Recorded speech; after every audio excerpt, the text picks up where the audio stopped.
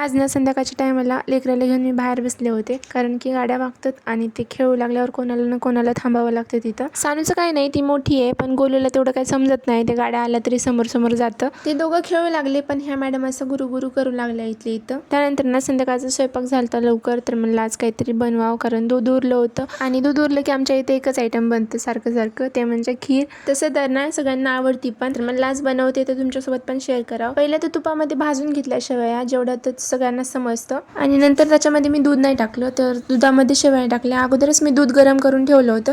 ते चांगलं शिजल्याच्या नंतर ना त्याच्यामध्ये साखर टाकली. आता मी माझ्या हिशोबाने टाकते. त्यानंतर ह्याला थोडंसं शिजू दिलं आणि मग ड्रायफ्रूटचा तडका दिला. मी वरतून तडका देते, कारण की याचा फ्लेवर खूप छान येतं. थोडंसं तूप घेतलं, त्याच्यामध्ये ड्रायफ्रूट टाकले आणि त्याला मी तोपर्यंत भाजलं जोपर्यंत ते थोडंसं हलकं म्हणजे गोल्डन ब्राऊन नाही होत. आणि त्यानंतर मी ते टाकून दिलं खिरीमध्ये. हे सगळं झालं होतं माझं आता, त्यामुळे ना पटकन किचन आवरून घेतलं. रात्रीच किचन वगैरे आवरलं ना, सकाळी काही टेन्शन येत नाही तेवढं. चला मग आजच्यासाठी एवढंच. व्हिडिओ आवडला असेल तर लाईक करा. बाय.